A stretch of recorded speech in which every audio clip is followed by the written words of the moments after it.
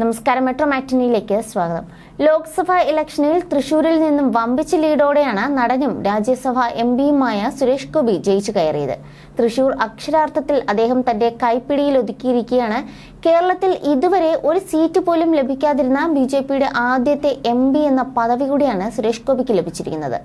എല്ലാ കണ്ണുകളും സുരേഷ് ഗോപിയിലേക്ക് നീളുമ്പോൾ അദ്ദേഹത്തിന്റെ ഗ്യാരേജിലെ വിശേഷങ്ങളും ഇങ്ങനെയാണ്.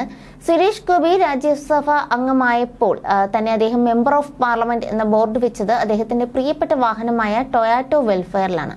തൃശൂരിലെ ഏതൊരു കൊച്ചു കുഞ്ഞിനും എംപി ബോർഡ് വെച്ച് തലയെടുപ്പോടെ വരുന്ന വണ്ടി കാണുമ്പോഴേ അറിയാം അത് ആരുടേതെന്ന്. 2020 താരം ഈ വാഹനം സ്വന്തമാക്കുന്നത്.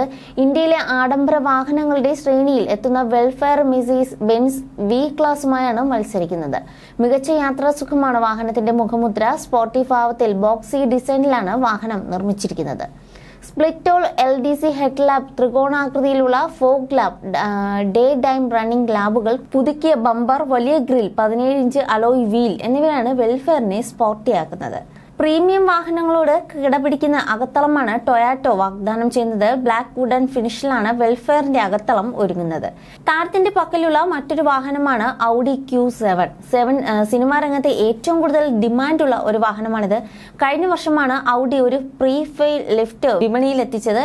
2967 cc എഞ്ചിനാണ് കാറിൽ ഉപയോഗിച്ചിരിക്കുന്നത്. 2910 RMൽ 245 bhp കരുത്തും 1500 RPMൽ 600 Nm ടോർക്കുമുണ്ട് കാറിന്.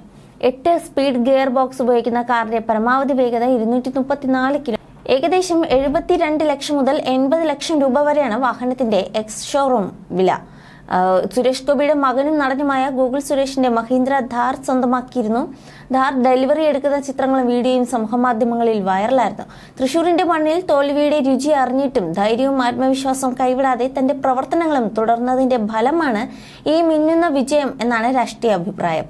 എന്തായാലും ഇനി സുരേഷ് ഗോപിയുടെ പ്രവർത്തനങ്ങൾ കേന്ദ്രത്തിലേക്ക് കടന്ന് ഒരു മന്ത്രി സ്ഥാനം വരെ എത്തുമോ എന്നാണ് നമ്മൾ ഇനി കണ്ടറിയേണ്ടത്. You're watching me on metromatney.com. on metromatney.com. metromatney.com. Subscribe for more videos. Subscribe for more videos. Subscribe here for more videos. Subscribe now. Thank you.